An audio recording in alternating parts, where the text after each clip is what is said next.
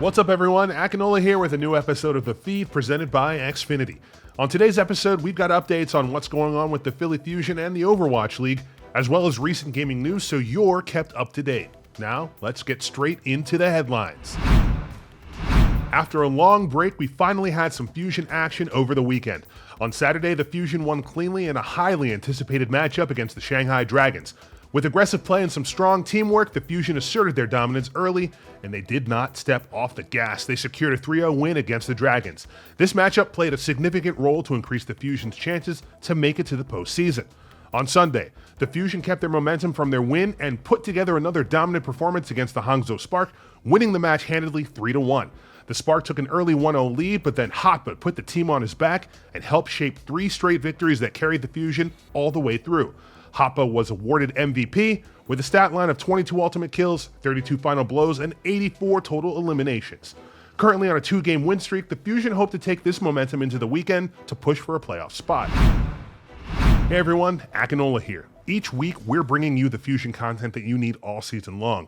And making today possible, this podcast series is powered by Xfinity. Get a fast and reliable connection from Xfinity, the only network with gig speed Wi-Fi and the preferred internet provider of the Philadelphia Fusion. Speaking of Overwatch League action, let's go over the full schedule of matchups for this upcoming weekend. On Friday, August 6th, we've got the London Spitfire taking on the Toronto Defiant, then the Vancouver Titans take on the Boston Uprising.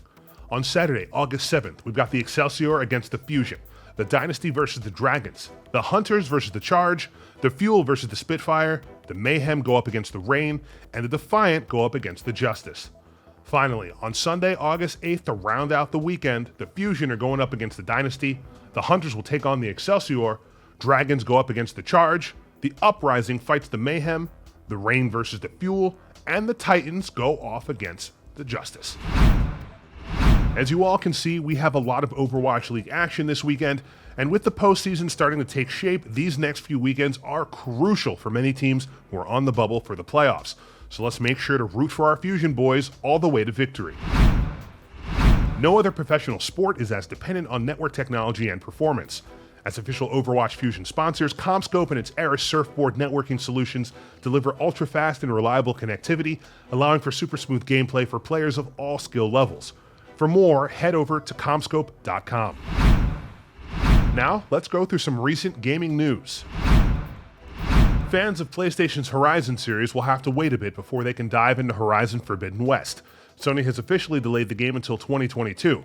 Since the COVID-19 pandemic, game delays have become a common practice between developers and launch dates. So far, there's been no confirmation on if the pandemic caused the hold or if the game simply wasn't ready for its upcoming release. This setback is one of the various delays across the industry that's plagued PlayStation exclusives, including titles such as the untitled sequel to 2018's God of War. If you're a fan of the Madden NFL franchise, then there's no doubt you're ready to take your favorite athletes back onto the gridiron once again. Over the last week, the good folks at EA rolled out their yearly rating scale for all 32 team rosters of the NFL. Here are the 5 players who made it into Madden's coveted 99 club: Patrick Mahomes, Jalen Ramsey, Travis Kelce, Aaron Donald, and Devontae Adams. Is your current water heater giving you the cold shoulder? Upgrade to a reliable Bradford White water heater for all the hot water your family needs. Visit BradfordWhite.com to find a professional installer near you.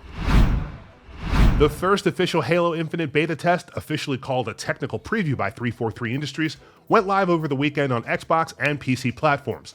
It's the first of many technical previews for Halo Infinite as Microsoft prepares to launch the free multiplayer game mode later this year.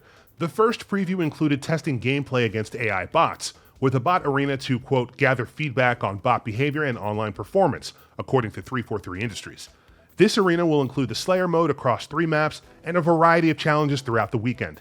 Halo Infinite is expected to launch on Xbox Series X, S, Xbox One, and Windows PCs during the holiday 2021 season.